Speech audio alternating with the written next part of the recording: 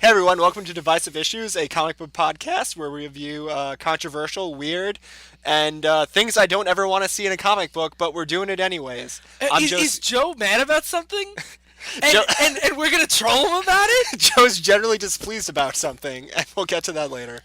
Alright, in case you haven't guessed it yet, I'm Joe Ciano, I'm Sly Crabbo. And I'm Ryan Lynch. and today we're going to look at the absolute worst of Superman. I would disagree. We're going to look at the best and worst of Superman. We're going to look at something about Superman, that's for sure. 3 different Superman stories this episode. Yeah, this episode's going to be a little different. Instead of picking one arc, as we usually do, we're picking a couple standalone Superman stories that have probably come across your purview of weird, bizarre stories that I know Cracked did an article about one, and just things that we hunted down for how bizarre they were. Yeah, if you've ever been on any kind of internet fan list of wacky, bizarre, crazy stories that maybe shouldn't exist, there's a little bit from all of them here. Yeah. So, God, I'm so dreading. So let's kind of go Oh, story God. by story. Ugh. So up first, we have Mr. Sly. So the first story we're doing is called I Am Curious Black. And it's called that because Lois Lane is curious. And not because- Sirius Black? Yeah, isn't this, this is the 8th Harry Potter book that J.K. Rowling's working on, right? I'm Curious Black. No, it's about Lois Lane's curious about what it's like to be a black Is there a woman. comma there? Or is it just I am curious? I'm Black? curious, parentheses, black. Yeah, Black is Okay. in parentheses, which is Okay. weird. Yeah. But all these stories are from... Just read the cover. Okay, the cover is Superman putting Lois in a weird body mold invention contraption thing, saying, "Sure you want to go through this, Lois?" And Lois is like, "Yes, Superman, close the body mold and switch on the power." Then, he turns on the body mold, electricity happens, and last panel on the cover is Lois Lane stepping out as a black woman saying, "It is important that I live the next 24 hours as a black woman." Wow, so much sassier on the second time. Did her voice change too? I think Sly's racist. But Disclaimer, Science not racist. all these stories are from an era called the Bronze Age. We talked a little about the Golden Age and the Silver Age. Golden Age was when superheroes first came out. Silver Age was in the 60s. Golden Age was in the 30s and 40s. But in the Silver Age, basically comics got a lot more lighter. They started that's when they started doing all the weird shit like fighting aliens, turning into zebras, and all Turning that. into cats. Turning into cats, and basically to move away from the darker Golden Age, which is more about noir stuff, fighting crime and social issues. Monsters and murder. Yeah, but the Bronze Age was this really weird transition where they started tackling social issues again. Marvel was pretty good at it. DC was pretty clunky. And Okay, I'm going to jump in real quick. The Bronze Age for DC started with a story, one of my favorite stories, Green Lantern, Green Arrow, where basically, I'm not going to go into the whole thing, but Green you can Lantern... say the concept of Yeah, it. Green Lantern's a space cop, and he's confronted with the idea that he fights space aliens and saves Earth, but doesn't ever stand up for, minority rights or, people that are getting shut out of, their, slum apartments that, greedy landlords kicking them out, and, basically that it's kind of like when you look at Silver Age comics now, and you're like, what kind of world is this? That there's no, you could just have these aliens show up and no one questions the implications of it. And that I book, don't know about you, it's a world I want to be a part of. yeah, the more black and white, nice world where you don't have to worry about the terrible things. But after that story, DC, it sold really well and got a lot of press. And DC was like, let's do more like that. And they are not as nuanced or well-written for the most part. Even in Green Lantern, Green Arrow, they had clunky moments. Oh, it's heavy-handed. But I think what's overall... what's the most iconic scene? Black guy comes up to Green Lantern and says, You've saved the blue skins and the orange skins, but what have you done for the black skins? exactly. I think that's a poignant scene in 1969. But it's kind of heavy-handed nowadays. Oh, yeah, it's heavy-handed nowadays, but like you said... Someone had to be the pioneer. Someone had to be the pioneer. Yeah.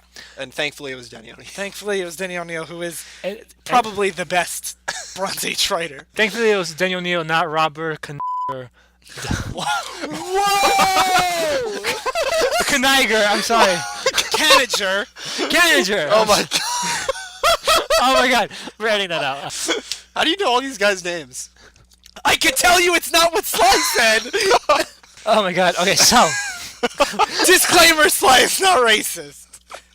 where am I? We'll find out. So the first page of this. Time out.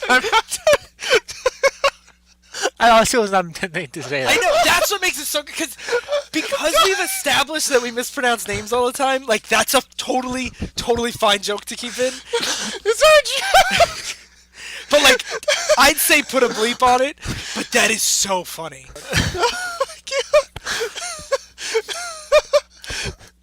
Okay, we ready? No. Oh my god. That was really not intentional. I I know, but that's... We know, of course it wasn't intentional, that's why it's so funny. Okay. Sorry. No, give me that's a awesome. give me a sec. Alright, something serious. Tentacle sex. Okay. Alright. That was that serious. Excessive hand-holding. Alright. Baseball. These will make you angry, Joe. Books. Okay. Alright, so Okay. the first page of this comic is Lois comes to Superman saying, "Tell me, look me straight in the eye, Superman, tell me the truth. Will you marry me just the way I am?" And this is her, she's black. And Superman's like, "Lois, how could you ask such a question of me? Me!" And Lois is like, "Don't answer a question of a question. Superman, I'm black, you're white. I want a simple yes or no answer. Will you marry me?" I love that Lois is just giving him the business. Yeah. Who's the editor on this? The editor, it's a fucking good question. I don't know. Okay, well, the only reason why I asked that is because in the Silver Age, DC had an editor named Julie Schwartz, and he had this policy that they would come up with the cover first, and then the first page would be like this radical concept, so it's like Superman's really fat, or like the Flash is really old, or whatever. And then they would tell a story based around this cover idea to kind of grab people in. So that's why you got so many of these goofy stories. So this one, I wonder if it's a Julie Schwartz issue or it's just kind of in his legacy, where it seems like the premise is the whole issue. That they had this premise before they had the plot. They might have. I wouldn't be surprised. But this plot of the story, which is previewed in that first page. And that's standard for comics at the time. Action on the first page and then flashback. Yeah, flashback to early in the story. Lois is going to Little Africa. And she wants to talk about I'm sorry, can we talk about how it's called Little Africa? Yeah. Yeah. Like Little Italy, but Little Africa. Yeah. Which is a weird thing. Africa's not like when it's like Little Italy or Little like like Those are Chinatown or countries. whatever. Like those are countries. Yeah. This is a continent. Yeah. Of people. And So already the racial nuances are Is there prevalent. like an Egypt district in Little Africa too, or like? I guess. so Lois wants to talk about how it is in Little Africa, how bad it is, and she wants to get a Pulitzer Prize for that. And everyone in Little Africa is like, "Fuck off, Whitey," literally, because they call her Whitey. Yeah. And I mean, do you blame them for this? She's going to this part of town that she never goes to almost write like an expose piece On how shitty their lives to make are. herself Yes. famous. Yes. Yeah. I totally get it. And it seems very, like, extortionist. Yeah. And eventually they just ignore her completely. Yeah, everyone is just like, "Fuck off, Whitey." Never forget, she's Whitey. Was what this one guy who's causing a little speech in the middle of the street, saying, "Oh, she might say she's for us, but she might be pretty and young, but she's Whitey, and she's always against us. She let us shine their shoes and sweep her floors, and babysit for her kids, but she won't let our kids into her schools. So fuck her." Oh, just to give a little bit of context, Yeah. context, this came out in 1970. Yeah. So it's right after Green Lantern, Green Arrow, like it's the same year. So there's Also, like 1970s, where there's actually still a lot of racial- yeah. So this isn't like this is a prevalent issue in the society at the time. So it's not like as out of place as you would maybe expect to see like this kind of heavy-handed writing now. Yeah. But it's early, still like peak civil rights times. Yeah. And so then Lois is like, I can't get to Little Africa and learn about it unless Superman helps me. And Superman comes down because he has nothing better to do. Yeah. He's hey, Once again, Lois can't do anything by herself Yeah. in a Silver Age story. this is a weird thing I want to talk about for a second. Because this is from her Superman's girlfriend Lois Lane, a comic book that this is issue 106 of the series, and the series goes on for 200 issues. And Lois is not a character you can make fucking 200 issues of. She's not a proactive character that can do stuff on her own. No, I I would disagree. argue that she absolutely can be. Not Silver Age. Not Lois, Silver Age, though. just a not the Lois that like help me, Superman. I can't do this by I'm sorry, myself. she's very stands on her own in a book we won't be talking about because it gets canceled because of time. I'm not bitter at all, but we're gonna keep going with this. Joe wants us to talk about an issue where a brainwashed Lois Lane dresses as Catwoman and helps Superman get turned into a cat. We're getting more into that later. We'll Let's save that for continue on another this. episode. Yeah. But Lois Lane is one of my favorite characters, but not Silver Age Lois, which was a female stereotype. Yeah, Silver Age Lois Lane is usually her and Superman's other love interest, Lana Lang, competing to trick him into marrying them. Yeah. Lana Lang of Smallville fame. I have to mention that because if she didn't have Smallville, no one would ever know that she existed. Greg Pak is using her exceptionally well in his Action Comics run. Oh, thank God. For the record. Good for you. Good for you, Lana Lang. Yeah. Go get it, girl. So Lois comes to Superman and she's like, please make me a black woman. And Superman's like, fucking okay. Okay, I just want to point out, she says, you have to turn me into a black woman, and Superman goes, yeah, I have a machine that does that from a previous issue. What story was that? Not only is this like a weird idea, this machine already exists. Like, they didn't have to make it up for this story. I also want to know what the hell did it do before? Like, what was the context it was used If any of before you guys have read Superman's girlfriend Lois Lane issue 90, please let us know. I do think this device is plastimal. I do think Superman used it to become like other people and be like, oh, I can't be Clark Kent because I look completely different from him. Probably. Those weird wacky stories. But the glasses and tie work so well for him. I don't know why it'd ever change. But so Lois is a black woman now, and she goes back to Little Africa. She goes to Metropolis towards Little Africa. She notices all the white people in the rest of Metropolis like don't want to talk to her. They treat her the way Little Africa treated her while she was white, basically. This reminds me so much of, have you guys ever seen the SNL sketch where Eddie Murphy turns into a white man named Mr. White? No. Basically, Eddie Murphy turns into a white guy, and as he goes through society, he like tries to get a loan as a black guy, and they're like, "We're not giving you any money." And then he goes to get one as a white guy, and they're like, "Here's all the money. You don't even have to sign. Give it back whenever. We know how it is." So Lois goes to Little Africa, and it's basically like the slums, and there's like a trash everywhere, so much that's starting a fire, and the woman. This apartment is like everything that a bad apartment can have. Yeah. Yeah. Like there's rats in it. The water's dripping. Oh, plaster's falling actually. Yeah. Everywhere. Have we also passed the dice game that was going on? But like basically, this place is a shithole, and a woman basically sees Lois, and she's like, "Oh, come in, have coffee with me." And like there's rats attacking this woman's baby, plaster falling over her food as she's eating. And like Lois doesn't say a single thing the entire time. Like she's like mute, and this woman, like it's basically this whole thing is just the story force feeding you through Lois how bad these characters' lives are. Yeah. In these slums, and then Lois walks by this a kindergarten class in the middle of the street that is the teacher is basically saying, "You are proud to be black. What is beautiful? Say it loud and proud." And everyone says, "Oh, black is beautiful. Black is beautiful," which is a really strange kindergarten class. I mean, like I get the empowerment idea Yeah. they're going for, but like it seems instead of it being played for like empowerment, it seems more indoctrination. Yeah. And it's really weird. Like, it seems like they're, like, brainwashing these kids when that's not really what they're trying to go for. Yeah. The fact that it's kindergarten makes it weird. Like, if it was just like a after school. And they're like, repeat after me, repeat after me. Like, it would be.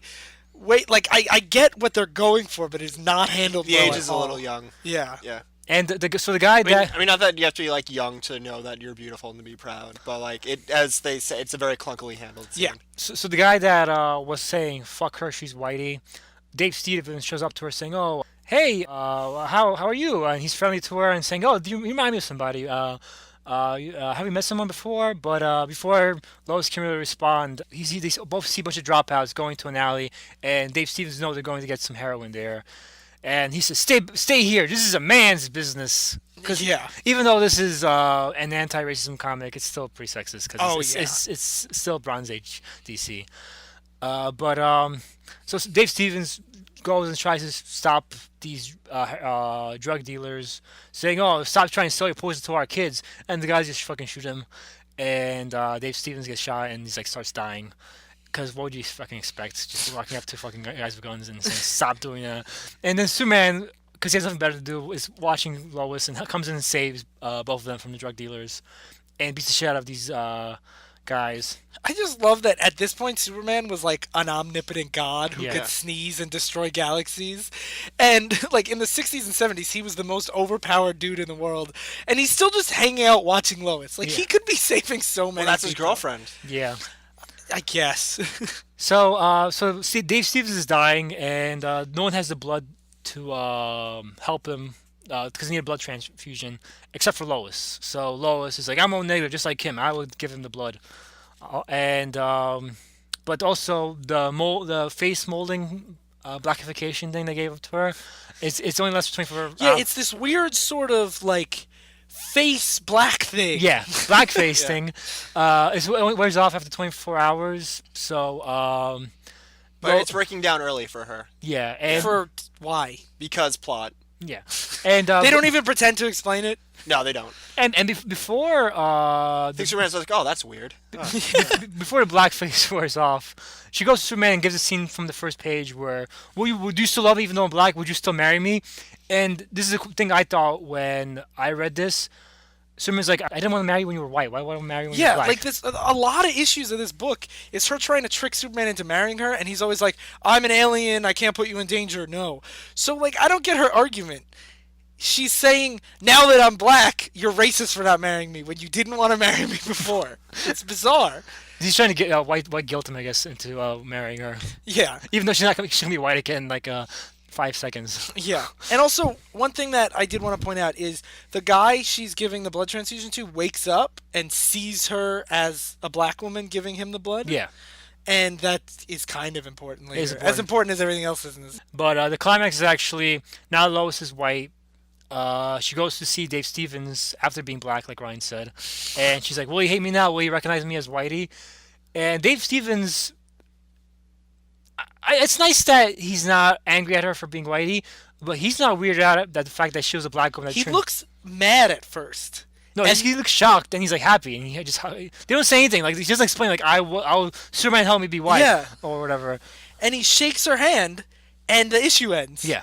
And, like, there's questions. You just took this woman's blood. Shouldn't you know if she's, like, a shapeshifter? Yeah. Or, like, if she changed her race, why couldn't her blood type change? Like, there's questions that have to be asked. And those- here. Wow, you- you guys are reading really into this. No, but you would not take this very casually. Like this woman was I white, think black. he's happy to be alive. I'm sure he is, but like I'll be like, thank you, but what the fuck just happened? Yeah, like, I would be grateful, but I would need some answers. That's a weird thing that just happened. That's not the point of this issue, though. No, I know, but I think that is important.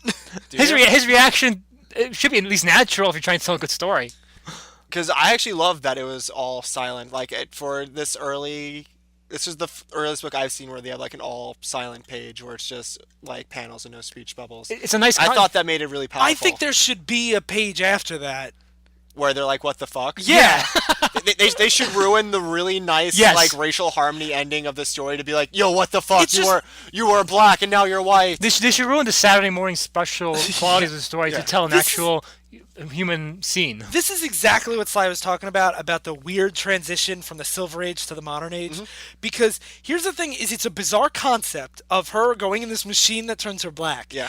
And it has a social message and an actual point and a moral they want to tell.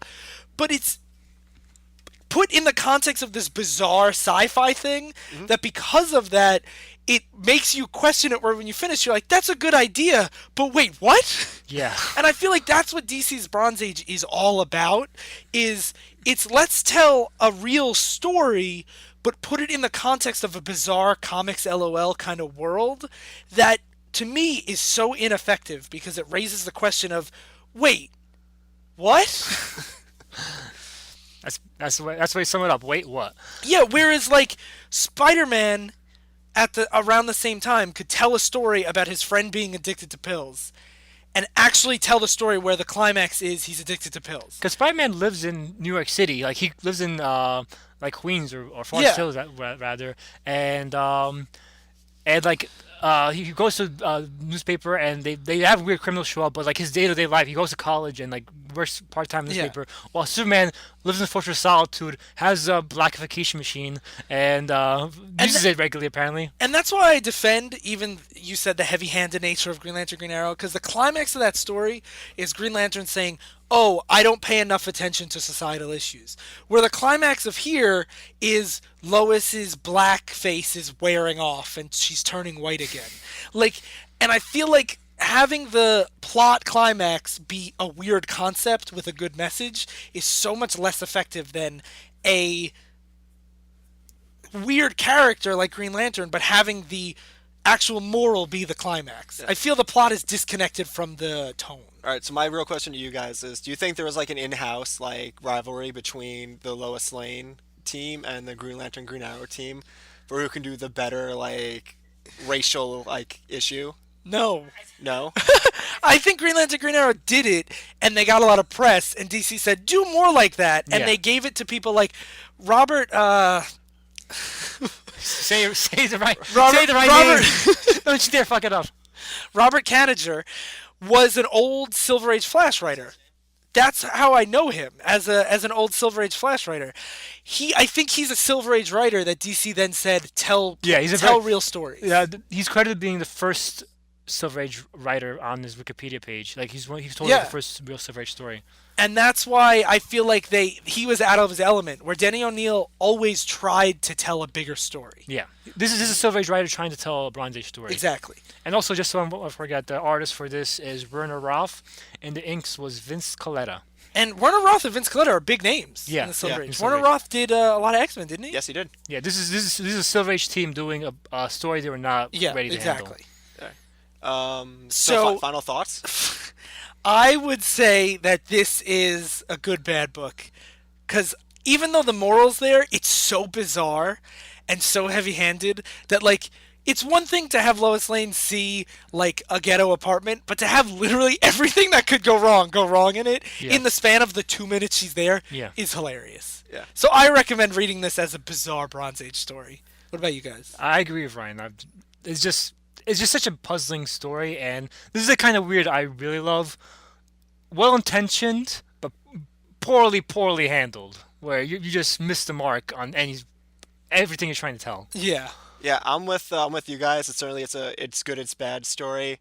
It is so heavy-handed and pretty racist at the beginning. There are people playing dice, like it is so bad. And then I kind of felt like it kind of came together at the end a little bit. So where I was like, oh, you were also about something. I do feel like after she turns black, it gets less heavy-handed and better, but it's still ridiculous. It's still ridiculous. It's still so And ridiculous. the fact that they cram in that sexist comment for no reason. And the fact that it's also, I like to think that Little Africa is the precursor to Suicide Slums, as we'll be seeing in a later Superman story in this episode. Jeez, I forgot about that. There you go. I wonder if Little Africa is next to Gay City. There's an old Golden Age Superman story where he goes to Gay City. Speaking of Gay City, what's the next issue, Joe? Well, all right. I want to give a little precursor. I was supposed to be doing a 2-part story where Catwoman, in her first Silver Age appearance, turns Superman into a cat. It's a beloved story. That's one of my first comic books ever. My mom had it. Personally beloved, not mainstream beloved. No, it's beloved by all who've read it, except for Sly, because Sly sucks. I couldn't finish Because it. Sly sucks and can't read. Here's the truth bomb dropping on this episode. Sly Sly can't- can't read. Sly just does it for the pretty You picture. saw how I pronounced that guy's name. So I was all excited to do that. I had my notes set, and then all of a sudden we're like, nah, we're going to scratch it. Joe, you have to do this turd of an issue. For the record, I didn't say that. Sly said that. Sly raised a valid point. That issue is from 1966. There's enough wacky Superman Silver Age issues that we can do a whole episode. Yeah, you know on what? those. Screw you two, okay? Because I'm left with the turd sandwich that has to be eaten here. Hey, I paid for it. Shut up! Let me... God damn it. Well, when we peek too much, the So thing what is this stops. actual comic about, Joe? So all of you shut up, and I'm going to do this issue, and we're all going to like it, okay? Not the comic, but we're gonna. We're Like going to this. get through this together. I've never seen Joe so mad. Is this what it's like to be you? Watching us get so mad? I'm literally kind of over it at this point. But we're doing a World's Finest Comics starring Superman and Batman, number 289. World's Finest Comics, by the way, was a series since the Golden Age. And if you've seen covers from it from the Golden Age, it's basically like Superman and Batman and going to swimming holes, playing baseball, like It was a team-up book for Batman and Superman. And not in the beginning. Beginning, it was just say showcase Batman and Superman stories, but it was basically their appearance on those covers basically created the Batman Superman team that's showcased in Batman vs Superman. Yeah. Yeah, that's what it's based on. Well, just by the title Batman vs Superman, you could tell how well they handled that dynamic. Yeah. And you can compare and contrast that story of this story, how they handled their friendship. So, one thing that I do want to just disclaimer here. Okay. A lot of people have the interpretation that superheroes are like male power fantasies and like there's a lot of homoerotic tones in them. That's totally cool. We have nothing against that. If you want to headcanon your favorite heroes in like /fic gay stuff, that's cool. I would have my reservations. Okay. On that. We're gonna keep going with it. Just finish, Ryan. But Let me get to this, Ryan. we're gonna really I'm be ready to pointing narrate out the story, Ryan. Okay, hold on. This story What about this story? really homoerotic. I don't know what you're talking I about. just want to disclaim I that don't know what Ryan's there is talking nothing about. wrong with that. I don't know what he's talking about, guys. It's done so bizarrely in this issue that we kind of have to really make fun of it. Well, I just want to we'll put see. that out there. We'll see. Okay. All right. If you don't make fun of it, then I'm doing this issue because it's bizarre. All right. So, Well, sell us on this, Joe. sell us on this. It is a turd. What's the actual story about, Joe? Superman and Batman have a really emotional night that's interrupted by tentacle aliens. So what's so emotional about it? They're just the only two people who can ever understand each other. Okay, so Batman has somebody... Please cuddle me, Bruce. He fails to save somebody. Excuse me, I'm narrating the Well, story. I thought you were skipping the whole thing. No, I'm getting to the creative team. People made this, Ryan. This should be acknowledged. Okay. So who made this, Joe? Doug Moench is the writer. Adrian Gonzales is the artist. Sal Trinapi. Take a look at this. I have no... You're good at pronouncing names. Don't ask me, though. Yeah, I guess Sal Trapani. Trapani. This is also edited by Marv Wolfman Of Teen Titans fame. of Teen Titans. He basically made Teen Titans who they are today. He made a lot of things. But essentially, all right, so this book opens up with the classic alleyway scene. We have two muggers who are like, some kind of night bird or something. Oh, gee, that's no bird. It's the Batman. Yeah, we've seen And then the scene a Batman million times. sweeps in, starts attacking the muggers. One of the mugger pulls a gun on a guy, and Batman fails to save him. The guy dies. He captures he subdues the muggers. And then by the time he realizes that the mugging victim is dead, the two muggers get away, and he fails to save the day. Interesting take. Yeah. Very it's reminiscent of the origin story in a lot of ways. Where once again, the same way, a young Bruce Wayne, who couldn't grow up and get a job, failed to save his parents. Why are you looking at me so intently like I'm throwing shade at Batman or Because something? you all did this. Joe looks like he's gonna beat the shit out of Ryan. Yeah. I have this fucking comic, so I'm gonna fucking throw you over the table, Ryan. You're making me... I think this is worth every cent of the $3. I think so, spent on too. it. It's funny because I was the one who made a suggestion not to do the Catwoman one, but Joe seems to be mad at Ryan. Yeah. He let it happen. Yeah. First they came for the cat stories, and I did not speak out. All right, and juxtaposed to that, in the second part of the prologue, Superman is saving people from, was it a meteorite or just falling rock? Whatever. Stupid. He saves plot someone from a stuff. big rock. Big rock fall down. That's Yeah, it. big rock fall down. Superman. And he also saved gets it. emotional. It's like the whole world in my hands, but perhaps it's not my world. My world is gone, destroyed. That's the one disaster with all my miraculous power I can never change. And he gets really emo, and it's like, I'm going to listen to my chem. See, I feel like the Batman story, he has every reason to be angsty about it. Superman's just like, I'm alone. I'm alone, which is My planet is dead. When I started this issue and I read the Batman story, I was like, oh, okay, this will be a real angst thing. It is. It's going to And be great. I didn't think the Superman story sold me on it at all. Just some backstory on Doug Moench. Moench has wrote a lot of Batman stories. And He's a great Batman writer. Yeah, You would not know that from this Yeah. issue. From what he wrote some Elseworld stories with Superman in them, where he's an emo bitch too. So I really feel like he just doesn't know how to write Superman. That's very fair. So Alfred's like, Batman, you're really mopey. You should maybe talk to someone. He's like, I don't want to talk to you. And Alfred's like, all right, fine, go be a bitch and stay there. Batman's like, I hate lying to him. The last thing I need is to alienate Alfred. But there's something I can't just share with him. As a matter of fact, there's only one person I could really share my deep emotional thoughts with. And who should enter the Batcave but Superman? Yeah, he enters that Yes. Batcave all right. Enters that Batcave. And Batman's like, Superman, I was about to contact you using the JLOA like contact signal. And Superman says, somehow I knew. Batman's like, but how could you? And Superman's like, I've always known. I've always... This is direct dialogue, right? No, this is direct dialogue. I suspect, friend, that we could both use some solitude. But I think, too, that it would be better if neither of us spent the night alone. Yeah, this is like the beginning. So Batman's like, you'll get no argument for me. And then Superman carries Batman to the Fortress of Solitude. Oh, it's so good. That's where actually we get our title page. This is where the story really begins. What's the name of the story? Oh, God. The Kryll way of dying, I believe. The Kryll way. Yes, it is the Kryll way of dying. What a weird thing. And just so you guys know, this Portrait of Solitude, I'm assuming if you've seen the movies or anything, it's where Superman, He Antarctic, he has a big man cave in like Antarctica. where no one else can reach him. So Yes. he's taking Batman up this place so where they can be by themselves, surrounded by literally nobody else. It's such a ridiculous thing that the way he locks the door is he leaves the key out front, but it's so big that only he can lift it. All right. So Superman grabs his big phallic symbol key. Inserts into And the rams it right into that door. It's what he does. Yeah. He picks up the big phallic symbol key and he's like, evening here will do us some good. I think especially in view of how we've grown closer these past few months. And Batman's like, true, I feel like I can almost discuss anything with you, Superman.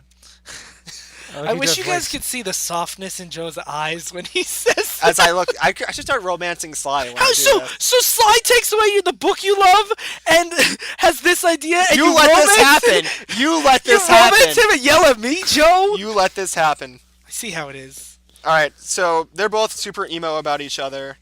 That's the best way to describe it. Superman about losing his planet. Batman's like, even... I don't know why Ryan's looking at me like that. Batman's like, even though you lost your planet, you still grew up with the Kents. I never, got that childhood that you did. Batman talks about his all-consuming vengeance. They have And an emo off. Superman, brushes his hair back and he's like, I know Batman. And Batman's like, no, you don't, Superman, not really. So they just have like an angst off. Here's the thing, like, I had fucking notes and I have to go through this thing.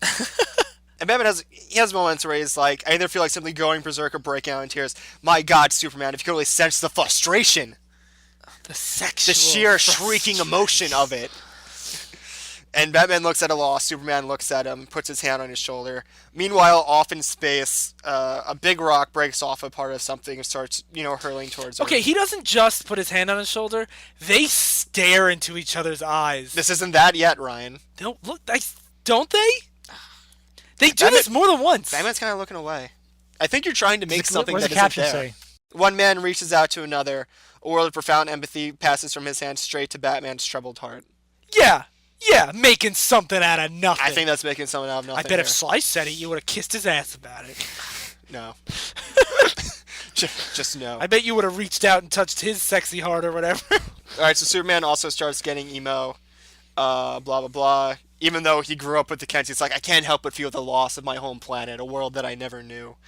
I feel like I'm being way more nuanced in my brief descriptions about it than they are. in Yeah, this. absolutely.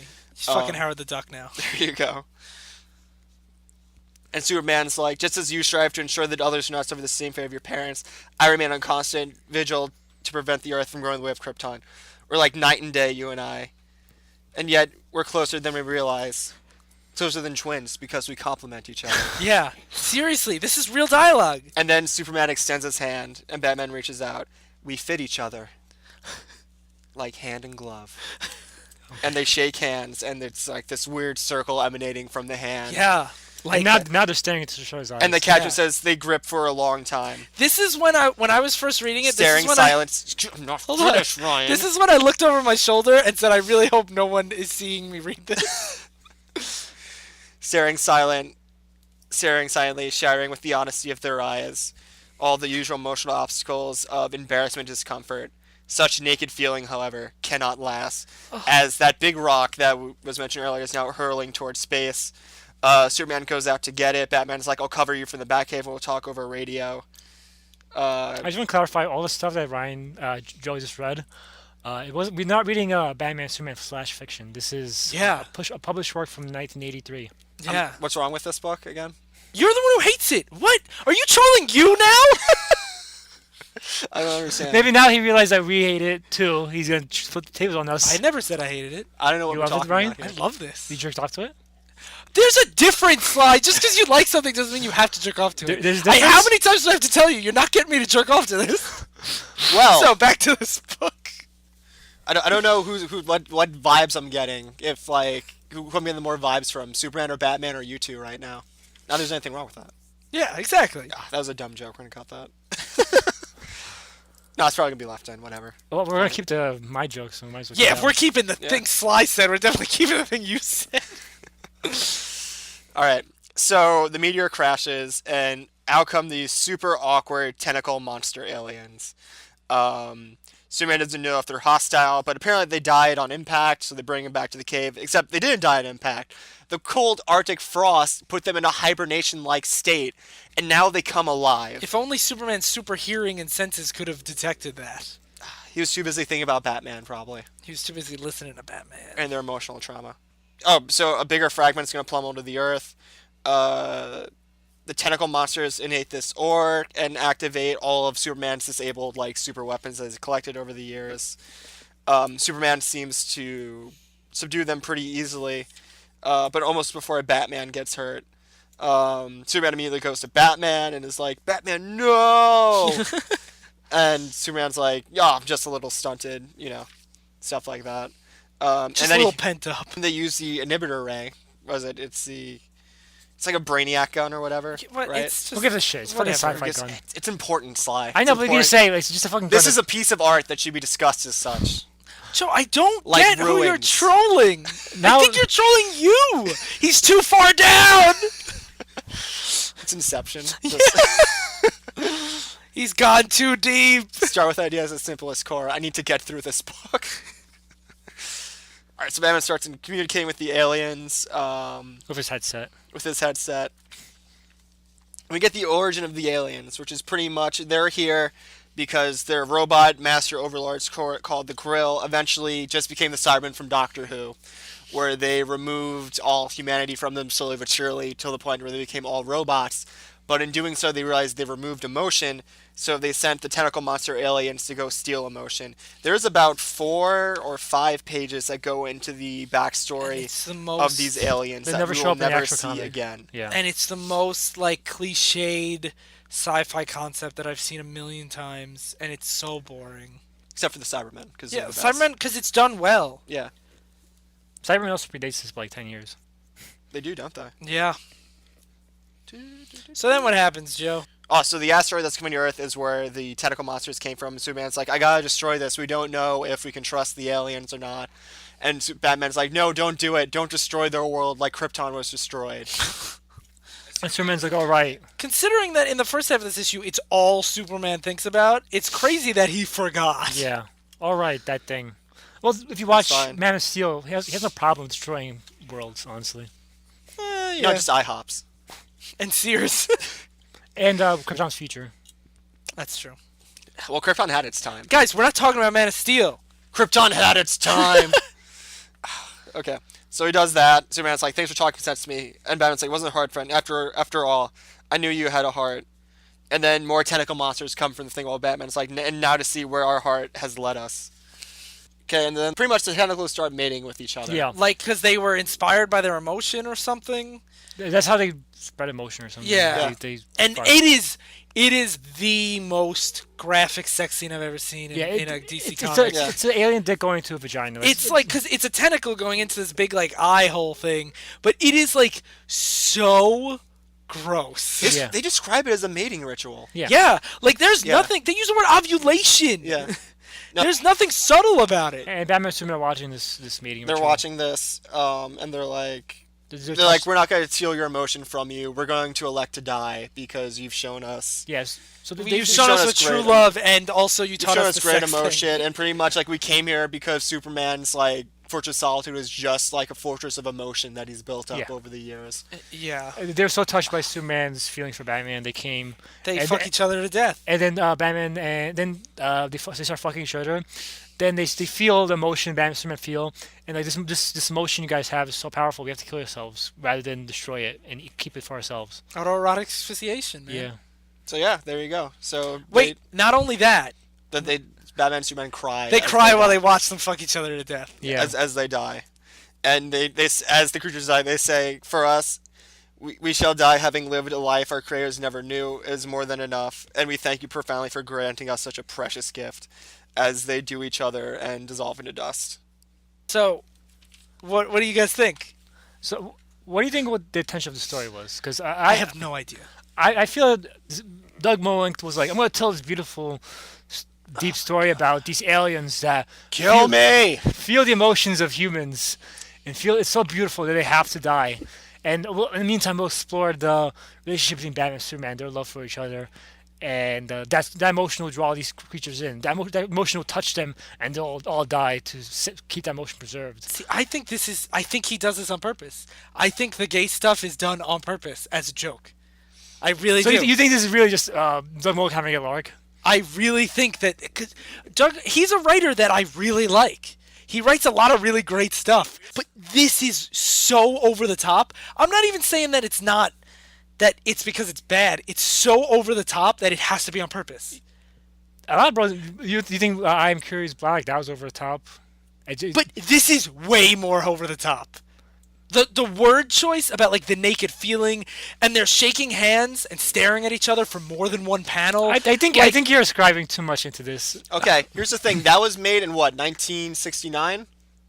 70. 70? 1983. This is 1983. This is like a post-gritty Dark Knight detective world. Like, This is still before Crisis of Infinite Earths. yeah, but this is before Denny Superman- O'Neill and Neil Adams had already reinvented the character. But this is before Superman was really revamped. Like how many personal Batman Superman stories were there at this time? I don't know. I assume Hopefully none like this. Yeah, I assume this is trying to be like one of the first ones to really make their emotion something more. I just think it's so over the top that it has to be on purpose. But I don't know. I didn't write it. You think Doug Moench wants Or did Batman to be I? gay? I'm not saying he necessarily wanted to. I think he does it as a goof. It's called like the Kryll wave dying. It's about these creatures feeling emotion and dying. I feel it's trying to be I don't know. a powerful story, and it's just not. Joe, tiebreaker. Is this a joke or is this serious?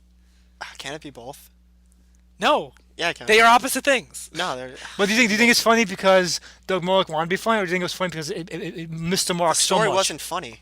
It wasn't funny. This wasn't a funny story. Okay, so I think that'll bring us to... This was a super awkward story. So... Like, I read this at work, and I was upset that I read this last, and the story we're about to read next, because, God, I wish I had something to wash this down with. So, do you... Final thoughts, what do you think? No. It's just I'm terrible? If you want, here's the thing, if you want more, subtle, homosexual sexuality stories, there are so many better ones than But this. it's not subtle. That's why I think it's... No, but I think it's hilarious. Yeah, but it's not subtle, but it's not oh, God. It's... See, I think if you want to... Here's the thing, I can laugh at the homoeroticism in this.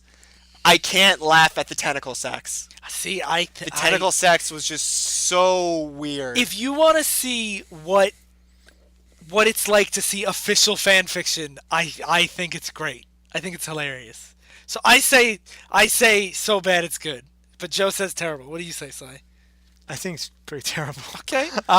It is. Oh my God. It's not even funny. It's funny because it's so homoerotic but unintentionally so. But the actual story is so boring. It's just Batman. It's Superman. just awkward. Yeah. It's so uncomfortable. And That's the why I think it's fun.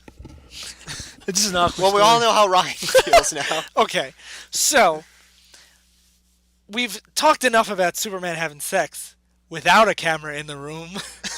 Let's move on to a two-part story in Action Comics 592 and 593, written and drawn by John Byrne, where Superman makes a porno. You guys ready? You guys I'm ready? ready. Okay, so I want to first, instead of just going through it, I want to give a little backstory on the characters in it. Sly thinks this will take 2 years. I don't think it it'll take 2 years, but Ryan said we're going to finish your story in like 5 seconds. Fuck you, Sly. That's what I said. So basically, this deals with a lot of Fourth World New Gods characters, basically they're all from a planet that's like a giant hellscape called Apocalypse, and the characters that are there are Big Barda, who was a like guard there, one of like the strong like elite guards who turned good when she fell in love with Mr. Miracle, who is an escape artist, who's the only one who ever escaped Apocalypse, and they came to Earth. And the big bad that rules Apocalypse is Darkseid, who's like he's who Thanos is based on, more or less. He's a big, like, rock monster overlord type guy. Yeah, who's like super powerful, yeah. Yeah, and so the New Gods came to Earth in the 70s, and I guess hung around. Okay. So, is that enough, Sly? Do we need to know anything else? Yes, I'm satisfied. Okay. I'm not satisfied. Can you tell me more about Jack Kirby's Fourth World, please? It's so good. Everyone should read it. Okay. But besides the point. So Big Barda, for some reason, is walking down the slums of Metropolis. So Big Barda is exactly what she sounds like. She's like a big, like, Amazon woman. And she's walking through, what'd you say? What is it, Suicide Slums or whatever? It's called Suicide Slums. Yeah. That's the neighborhood. So this is It's what I thought Little Africa became. Because it seems just as run down. They realize how offensive Little Africa is. And then change it to Suicide Slums. So it's basically, she's walking down, like, trying to learn about Earth, because she's fresh from Apocalypse. And everyone's, like, hitting on her, thinking she's a prostitute, and, you know, trying to sell her stuff, and it's would be that kind of, like... For those of you who don't know, a prostitute is somebody who loves you no matter who you are. Well, by the way... or what you look like. We should get into a little bit of the writer and artist of this book, John Byrne. Because he is the guy we can talk at length about. When I mentioned a few episodes ago about Scarlet Witch and Vision having their relationship broken up, John Byrne is the culprit. Because John Byrne is a guy, when he has a depiction of a character in his mind, that depiction is going to be canon no matter what anyone else thinks. So John Byrne is... How do you really feel about John Byrne, though? But he also, like, had one of my favorite Fantastic Four runs. Yep. He was the co-plotter and artist for the most iconic X-Men stories, Dark Phoenix Saga and Days of Future Past. Like, he is someone that he rose through the ranks and earned a place of being an architect of the universe, and then moved to DC and did crazy stuff. Counterpoint, most of John Byrne's best stuff was when he was proving himself, starting out, like X-Men and Fantastic Four.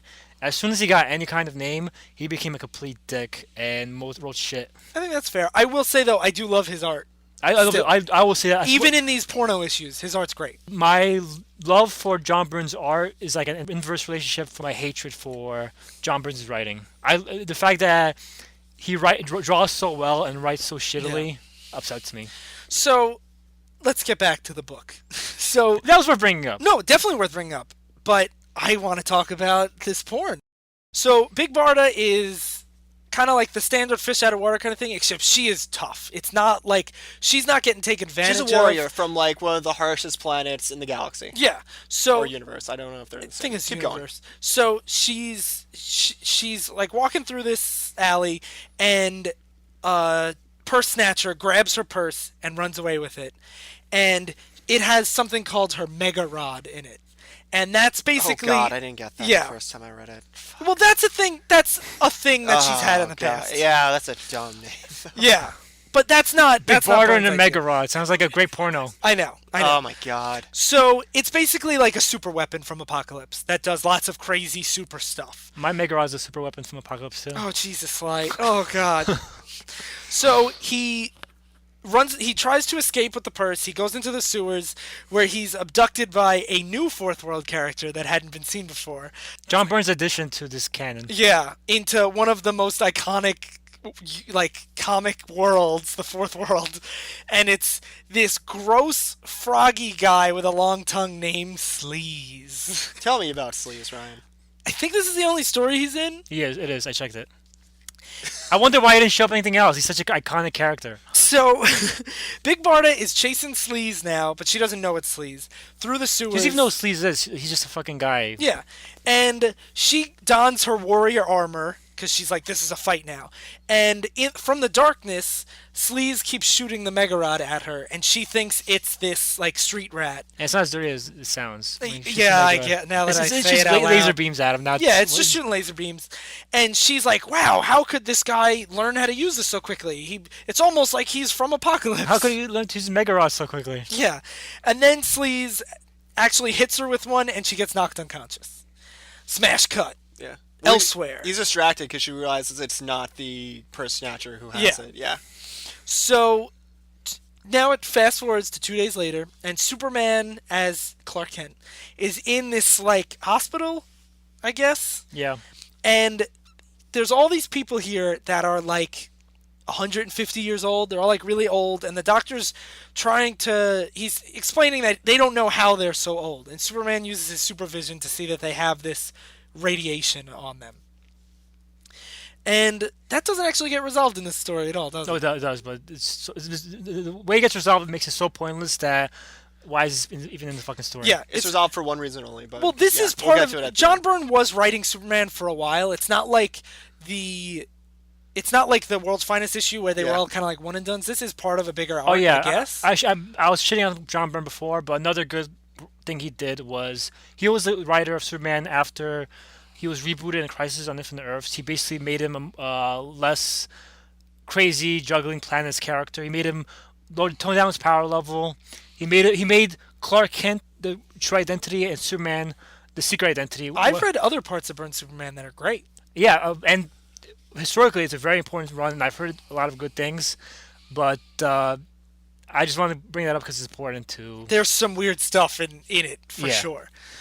So now Superman is trying to trace the radiation, and it cuts back to the sewer where Big Barda is now dancing for Sleaze while in a he very yells, skimpy outfit. Yeah, barely an outfit. It's like shredded wheat on her. Yeah, she's just covered in like shredded. It looks like shredded paper. Yeah. And he's saying, "Dance for me, pretty, pretty, dance for Sleaze," and it's really weird. And like Big Barda is hypnotized and under his control. And Big Barda is such a great character. Not in this story. Not in this story. And John like Byrne it's really such a doesn't like shame her. because she is so, especially when she debuted in like the early 70s, she was so not an atypical female comic book character. She was a strong warrior with a like more sensitive escape artist oriented, not combat oriented husband, and they lived together, and she was the tough one, and her costume is so not skimpy, and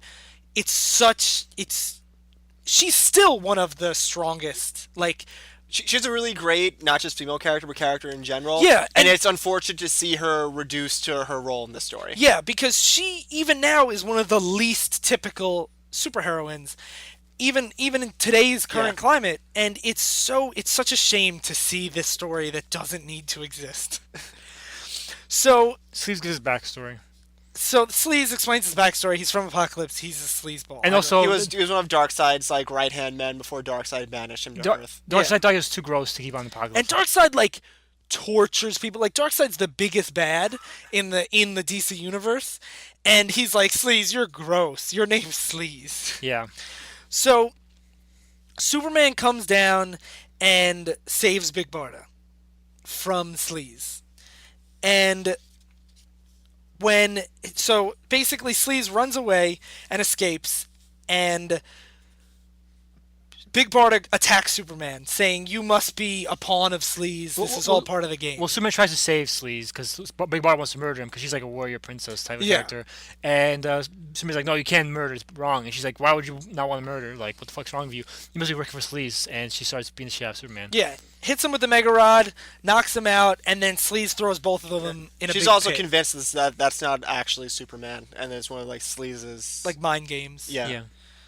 So they get thrown in a big pit. Issue ends. Yeah. Seems a little creepy, but nothing out of the nothing crazy. Yes. What's in the cover of this next So issue? the next cover is Mr. Miracle now tied up, getting carried away by a gang, and he's saying Superman and my wife, and Superman and Big Barda are making out.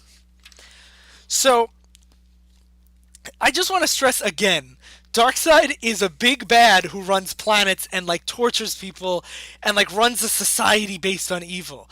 He is not a petty villain. Yeah. So now issue 2 opens with Mr. Miracle practicing his. I don't understand, Ryan.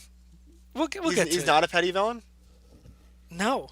Are you sure? At least up to now, he wasn't. All right. Well, Until John Byrne wrote him. So Mr. Miracle is using his escape tricks to get into his house, and he walks in and goes, "Hi, honey, we're home," and it's him and his sidekick, who doesn't play a part in the story at all, so it's not important. So he walks in and he goes, "Barda, where are you?" After like the really sitcom-y, "Hi, honey, we're home," and Darkseid is sitting in his armchair drinking wine with this fucking smug grin on his face. And it's not drawn menacing or anything. It's drawn very casual. Like this is like He a has his sitcom. legs crossed. Yeah.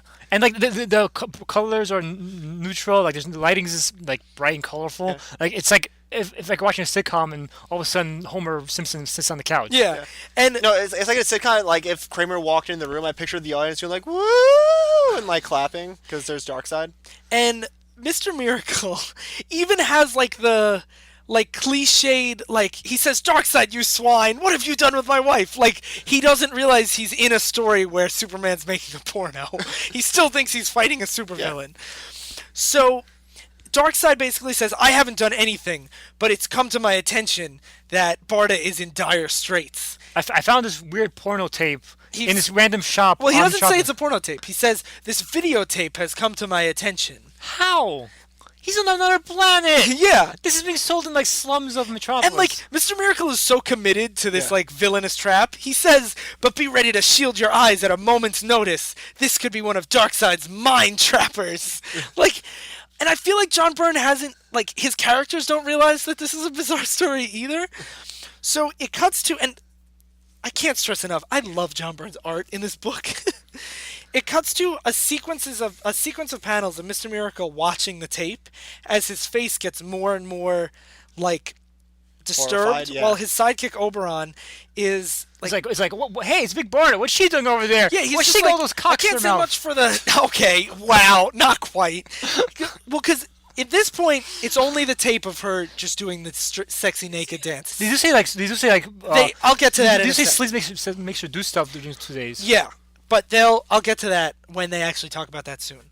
So he's just like, "Can't say much for the production value. Looks like it was shot in a sewer. Is that Barda? I hardly recognize her under that awful makeup. What's she? Oh no!" And that's when they realize that this is a dirty grown-up video. I just want to give my interpretation of why the story exists. Why, Sly? Mark Millar is a writer who has a cuckolding fetish. I don't know if he openly said that, but it's pretty obvious. Because every single story Mark Millar writes has somebody fucking somebody else's wife. Kick-Ass, Wanted, Unfunny, Trouble to an extent. Trouble. I'm sorry, they're not married. But boyfriend, girlfriend. No, Trouble's perfect. Let's move on. I'm not saying it's. Trouble, I'm not saying Trouble's great. Okay, so anyway, cuckolding is an aspect. It's necessarily a flaw, Joe. Don't be you fucking. It's not in there. You fetish shaming piece of shit. Sly, you're projecting onto Trouble, Okay, which is guys. a great book. Trying to talk about this deep, nuanced story. But yeah, I bring up that because I am 99% sure John Byrne has a cuckolding fetish and wanted to apply to Mr. Miracle. And I don't know anything that convinces me otherwise. Because why else would this story exist? I don't know why this exists. Because somebody it's the 80s, and people were making pornos. I guess. I wanted to show how like Superman also had real life problems, like having your sex tape leak. And John Byrne also, the person who worked with on X-Men, Chris Claremont, also infused his fetishes into his comics a lot too. He had a pretty big BDSM fetish, and the X-Men get into BDSM a lot. So it seems like this was the era of people projecting their fetishes into their books. Well, because I think for the first time you were allowed to talk about sex in comics. Yeah. So like everyone's like, ooh. So anyway, meanwhile, Oh god, that's so gross. back in the book, yeah, but it's probably true. So there's a real sleazeball guy, not Sleaze, who obviously runs this porn business that Sleaze is making videos for. And Sleaze comes in and they're talking about their partnership. And this guy is like a god. Why does he sell porn to this guy to just get money? It's never explained. It's really weird. He's on Earth and he's broke, and a Sleaze has got to make a living somehow. I guess. with his mega rod and his group of superhumans. So this is why I think that Barda doesn't have sex with anyone on tape yet, because at this point, Sleaze says, we need a name. Make up a name for this sleazeball guy. Sleaze. No, the other guy. Dick. Okay, so Dick says, that Big Barda you have is really popular, but we got to get her to do some more hardcore stuff, but no one can handle her. And he says, I have just the person, the one who can handle her. And Superman walks in, smashes a desk, and obviously Superman is also under Sleaze's mind control. So Sleaze is like, we're going to make these two dudes do it. Well, not dudes, but part of the lady. No, that's a separate porno. That's another porno. Yeah. So he's like, we're going to make a sex tape with Superman and Big Barda. Because that's what we do. And it's going to be the best. So Mr. Miracle goes on a really long, reminiscent thing, recapping his origin about how him and Barda escaped. Really not important. And Ryan's 5 seconds, I think, covered it, just as well. And then Mr. Miracle gets kidnapped. 45 seconds. Clonked on the head, put in a bag, chained up, locked in a safe, dumped in the water.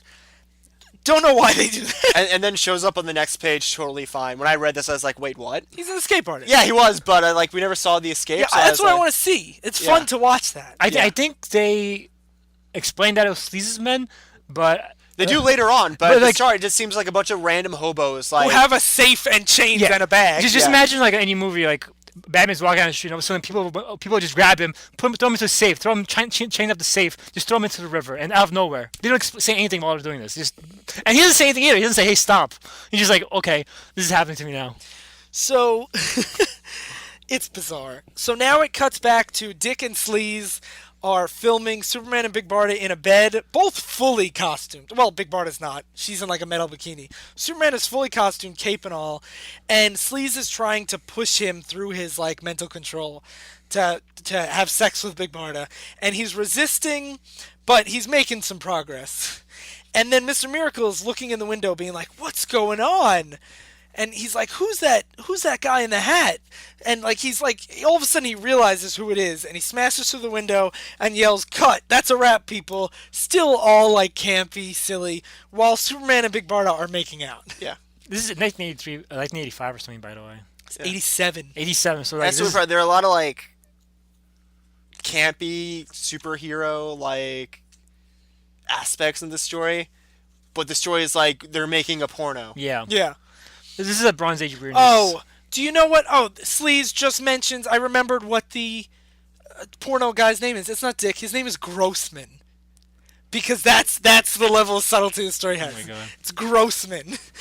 So Mr. Miracle is going after Sleaze, and Sleaze turns into a giant squid, which I guess is his original form or something.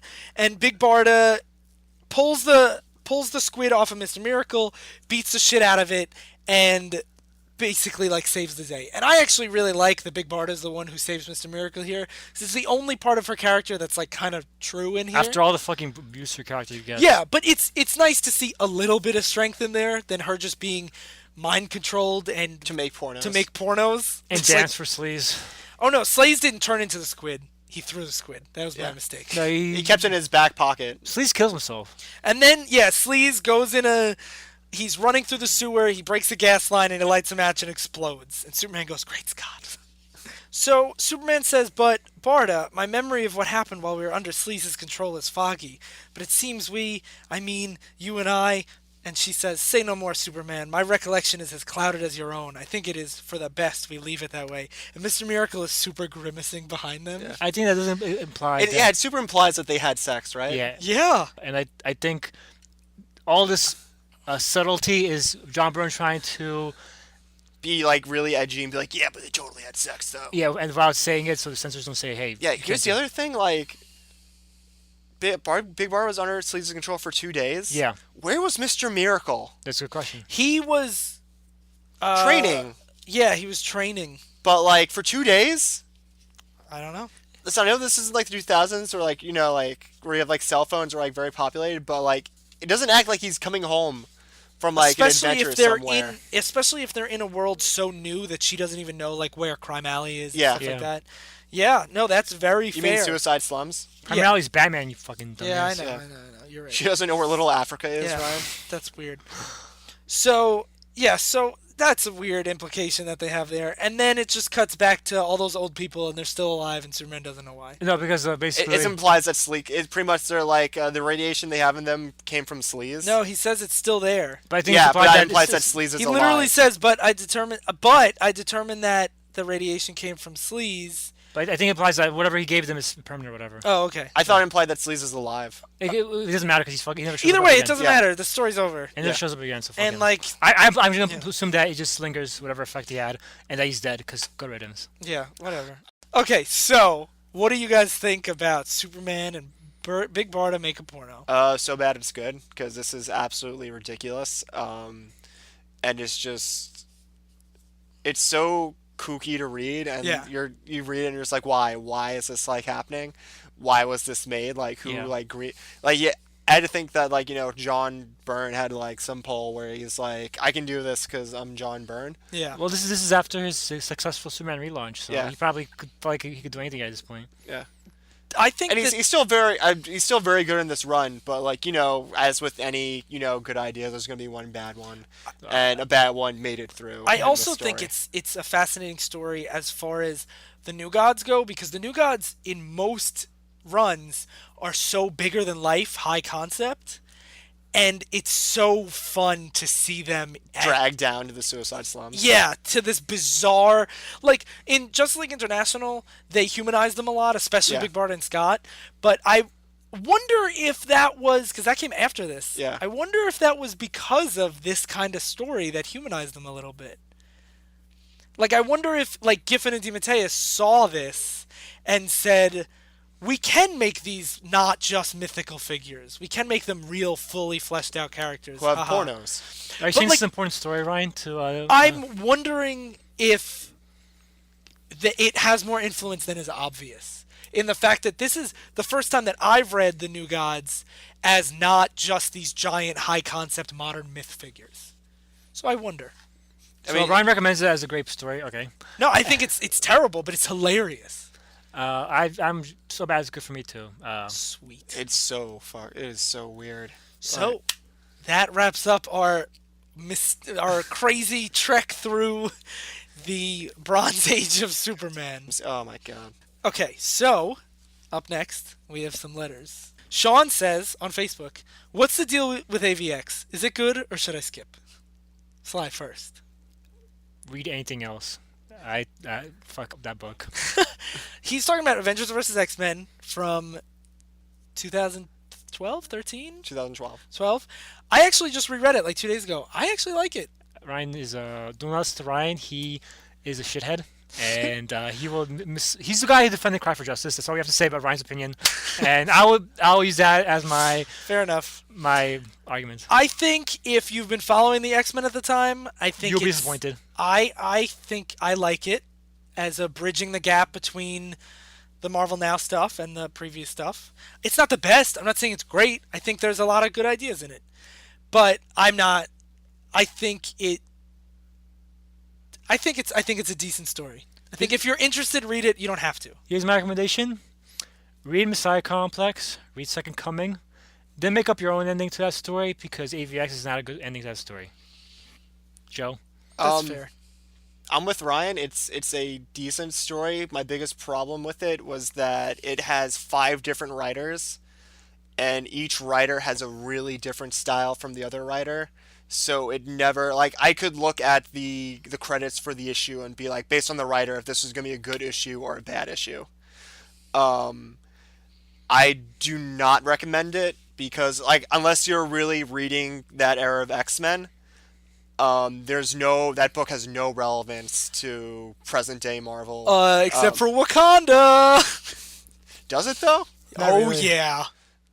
I guess Wakanda. It sets up yeah. Hickman's Avengers. Okay, pretty well. it sets up Wakanda. That's about it. The Hope as a character is done after that book. I know she shows up In both X-Force books. and like Hopeless X-Force, but she's really like she's built up to be this plot device, and then she has her plot devicey moment, Basically, and then she's kind of gone forever. I would recommend it if it's on a reading list of part of a bigger picture, but standalone I would not. And it was so jarring to go from one writer to the next, and it was a really big styles clash. Also, the art's great. It's Koppel, Romeda, and Cho. Yes, and the art is gorgeous. The art is gorgeous. It was also a book that should be a little bit more kind of like Civil War, where it should be a little bit more dual-sided, but it kind of becomes something that it wasn't. See, I actually argue that I think it is more dual-sided than most. I think it starts off and then it becomes very pro Avengers. Okay, so I think, if it's part of your bigger picture. Yeah, I'm the same way. If you're going to wind up reading it anyway, read it. But I wouldn't go out of my way to read it. I think that's fair. This is from John, from our email, divisiveissues@gmail.com. Write us. What characters do you think are totally down for butt stuff? Hulkling and Wiccan. Batman, Superman. Okay, so Batman, Superman, Hulkling and Wiccan. Okay, they're a gay couple. I would say Jessica Jones. Because she literally does butt stuff in her book. It's heavily implied.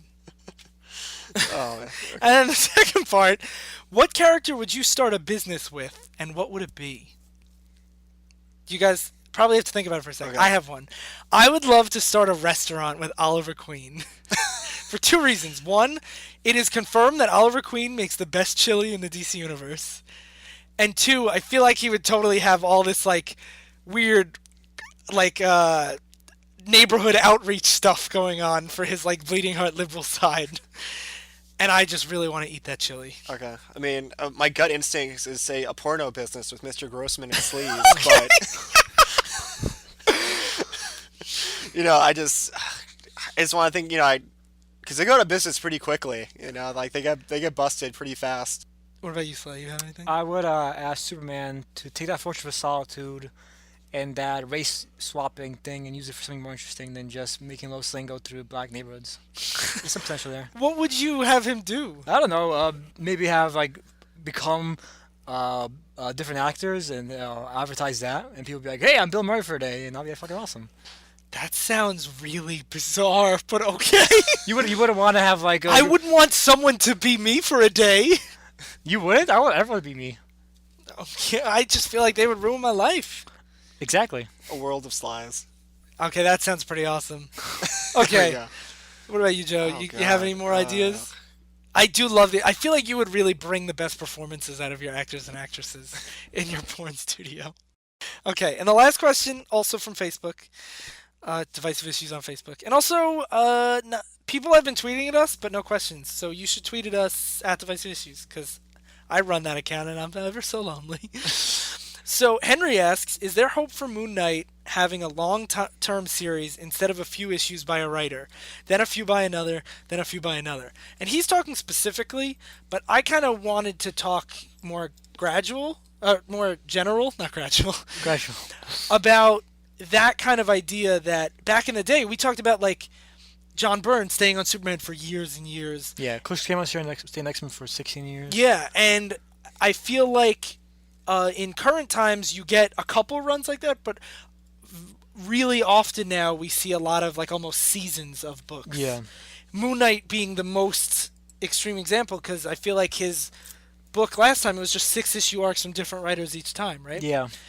Do you think that we'll get a return to really long form, or do you think the smaller seasonal will be the norm? I think the norm would definitely be seasonal stuff. I just want to specify I know there's plenty of runs that are still really long form, but it's used to be the norm. Now it's the exception. Now it's the exception. Now most runs are usually let's say 20 issues max maybe, and now they like rebooting stuff at #1 in the first place. So that's always a nice selling point. Hey, it's a new creative team, new writer, new artist, new #1. Go buy this, instead of, hey, it's issue 45 of a run. And I think that appeals more to new readers, potentially appeals more to new readers. Who knows if it actually does? because then they don't have to read all the other stuff before it had. They feel less obligated to read all the stuff before, and they can just jump in with this new team and enjoy this new different direction that's going on. And with Moon Knight specifically, Moon Knight has always been a character that struggled to have his own unique identity. Ironically, for those who don't know, Just like the character. yeah, ironically, for those who don't know, Moon Knight is basically Marvel's Batman, except he's crazy, and he has multiple personality disorder. So, and people basically reinvent him every couple of years. His original run, his original interpretation, he was basically just a werewolf hunter. Then he became a Batman character. Then he became a Batman character. Also was a taxi by day and a rich man by night, and A mercenary. another mercenary in his past. Then he basically started seeing his god talking to him. Then he started imagining his god had all these cultists that talked to him. Then he imagined he was Batman. He was So he's a character that's ripe for relaunch. yeah. So he got relaunched plenty of times, and I do think there will be a point where he gets a solid identity, and that will be when he gets a Netflix series, which I think will be probably very soon. It's interesting that you brought up Netflix because I wanted to ask this question. As I feel like television, which used to be much more episodic, is now getting more long form through things like Netflix.